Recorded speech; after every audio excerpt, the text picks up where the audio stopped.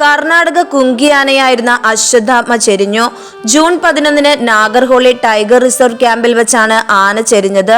ചൌക്കാർ റേഞ്ചിലെ ഭീമനക്കട്ടെ ആന ക്യാമ്പിലെ സോളാർ വേലിയിൽ നിന്ന് ഷോക്കേറ്റതിനെ തുടർന്നാണ് അശ്വത്ഥാമയ്ക്ക് ജീവൻ നഷ്ടപ്പെട്ടതെന്നാണ് വനപാലകരുടെ പ്രാഥമിക നിഗമനം.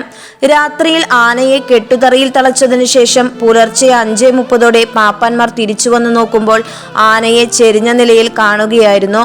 കാട്ടാനകളുടെ ശല്യം രൂക്ഷമായതിനാൽ അതിൽ നിന്നും രക്ഷപ്പെടാൻ സ്ഥാപിച്ചിട്ടുള്ള സോളാർ വൈദ്യുത വേലിയിൽ നിന്ന് ഷോക്കേറ്റതാകാം ആന ചെരിയാൻ കാരണമെന്ന് Nagarhole tiger reserve camp director അഭിപ്രായപ്പെട്ടു. 2017 സകലേഷ്പൂരിലെ വനാതിർത്തിയിൽ നിന്നാണ് അശ്വത്ഥാമയെ പിടികൂടുന്നത്. കുങ്കി പരിശീലനം പൂർത്തിയാക്കി 2021 മുതൽ കർണാടക വനം വകുപ്പിന്റെ ടാസ്ക് ഫോഴ്സിൽ അംഗമായി. മൈസൂർ ദസറ ആഘോഷങ്ങളിലും അശ്വത്ഥാമ പങ്കെടുത്തിരുന്നു. നാട്ടിലിറങ്ങുന്ന ഒറ്റയാന്മാരെയും കാട്ടാനക്കൂട്ടത്തെയും തുരത്തുന്നതിലും പിടികൂടുന്നതിലും പ്രാഗൽഭ്യം നേടിയ അശ്വത്ഥാമയ്ക്ക് 38 വയസ്സ് മാത്രമാണ് പ്രായമുണ്ടായിരുന്നത്. അശ്വത്ഥാമയുടെ ദുരൂഹ മരണത്തിൽ കർണാടക വനം മന്ത്രി വിശദമായ അന്വേഷണത്തിന് ഉത്തരവിട്ടു. പോസ്റ്റ്മോർട്ടം റിപ്പോർട്ട് വന്നതിനു ശേഷം മാത്രമേ ആനയുടെ യഥാർത്ഥ മരണകാരണം വ്യക്തമാകൂ.